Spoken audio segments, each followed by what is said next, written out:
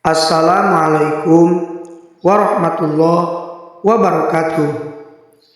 Bismillah, alhamdulillah, wassalatu wassalamu ala rasulillah wa ala alihi wa sahbihi wa mawala. Amma ba'du.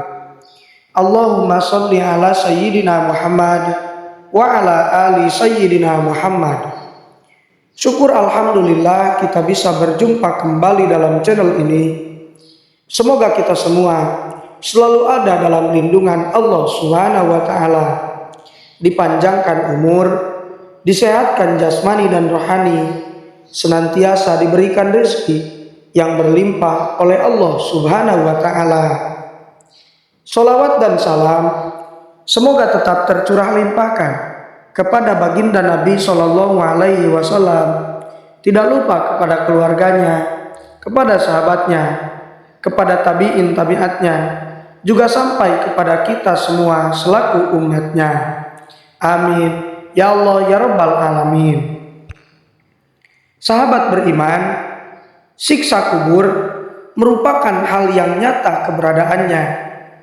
Rasulullah Shallallahu Alaihi Wasallam telah mengajarkan kita satu bacaan doa agar terhindar dari siksa kubur.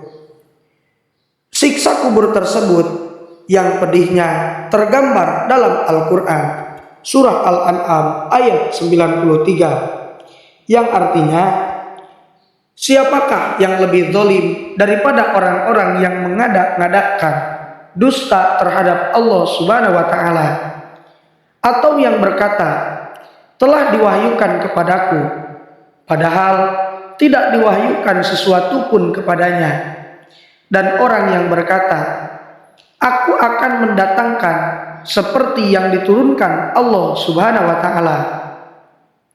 Seandainya saja engkau melihat pada waktu orang-orang zalim itu berada dalam kesakitan sakaratul maut, sedang para malaikat memukul dengan tangannya sembari berkata, keluarkanlah nyawamu, pada hari ini kamu akan dibalas dengan azab yang sangat menghinakan, karena kamu mengatakan terhadap Allah perkataan yang tidak benar, dan karena kamu menyombongkan diri terhadap ayat-ayatnya. Sahabat beriman, ditambah lagi amalan semasa hidup di dunia menjadi satu-satunya bekal yang akan mengiringi kita di alam kubur. Rasulullah Shallallahu Alaihi Wasallam bersabda, yatba'ul mayyita salasatun, ahluhu wa maluhu wa amaluhu, fayarji'u isnani wa yabqa wahidun, yarji'u ahluhu wa maluhu wa yabqa amaluhu, yang artinya, tiga perkara yang mengiringi mayit ke dalam kubur: keluarganya, hartanya, dan amalnya. Maka pulang kembali keluarga dan hartanya, dan tetap tinggal amal perbuatannya. Hadis riwayat Bukhari dan Muslim. Untuk itu, ada baiknya bagi kita mengetahui hal-hal apa sajakah yang menyebabkan seseorang disiksa di dalam kubur. Silakan simak video ini sampai akhir, dan jangan lupa untuk menekan tombol subscribe, like, komen, dan juga share sebanyak-banyaknya untuk membantu mengembangkan channel ini menjadi channel yang lebih baik dan lebih bermanfaat lagi. Semoga kebaikan sahabat semua dibalas oleh Allah Subhanahu wa Ta'ala. Dan jangan lupa untuk aktifkan selalu lonceng notifikasinya agar tidak ketinggalan hal-hal terbaru yang kami update dalam channel ini. Sahabat beriman, berikut ini adalah 5 perkara penyebab siksa kubur. Yang pertama, meninggalkan sholat.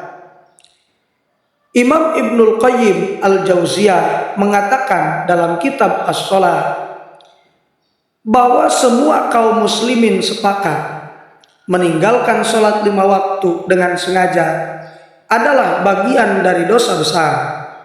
Bahkan dosanya jauh lebih besar daripada membunuh, merampas harta orang lain, berzina, mencuri, dan minum minuman keras.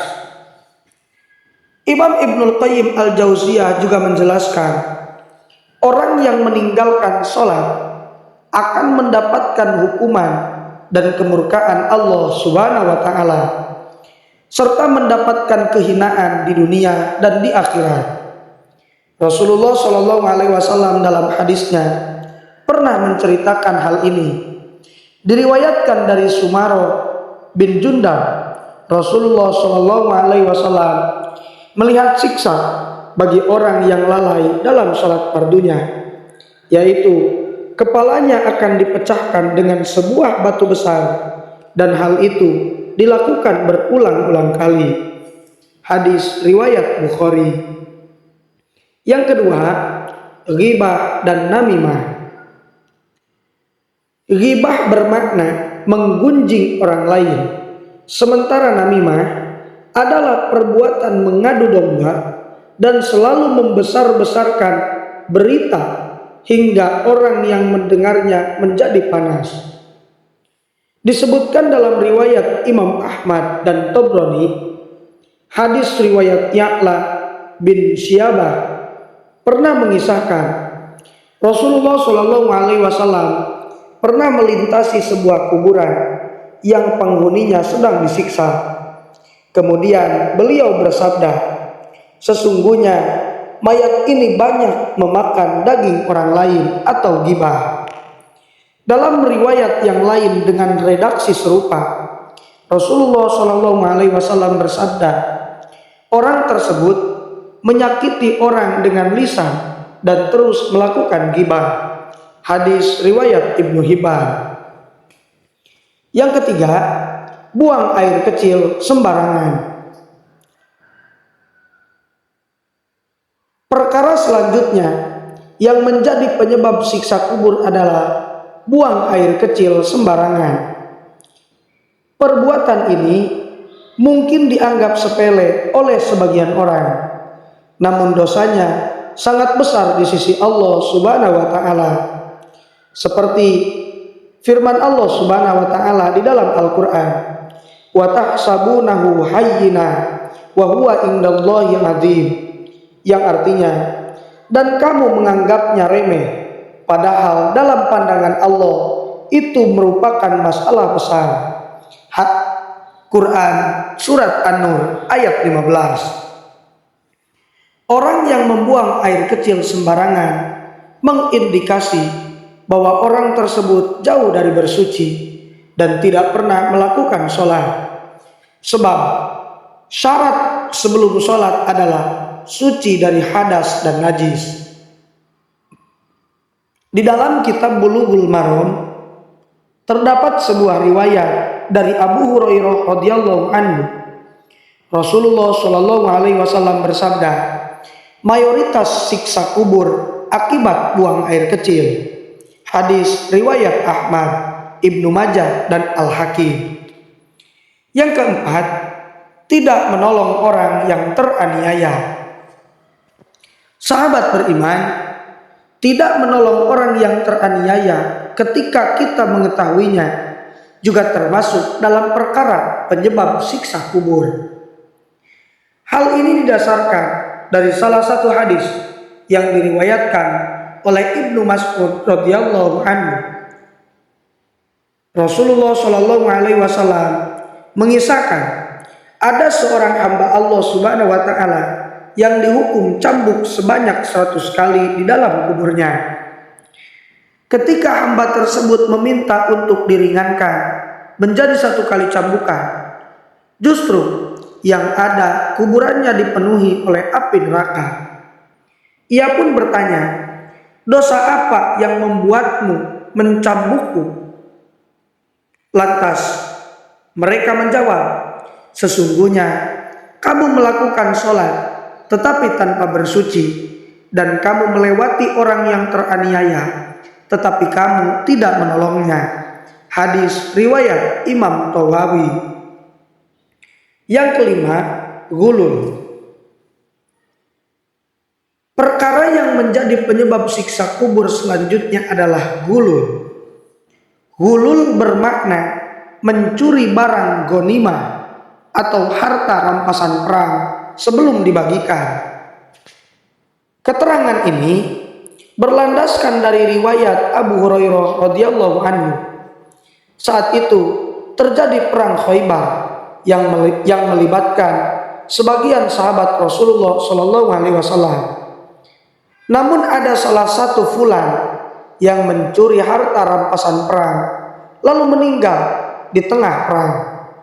Ia mencuri sebuah kain wol dari harta rampasan perang tersebut.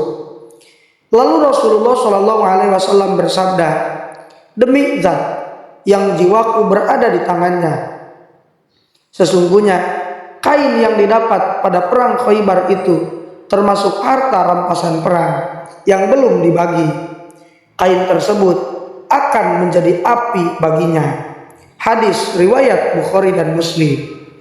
Sahabat beriman, semoga kita semua dapat terhindar dari kelima perkara penyebab siksa kubur tersebut. Dan semoga apa yang saya sampaikan bisa bermanfaat bagi kita semua. Mungkin itu saja yang bisa saya sampaikan.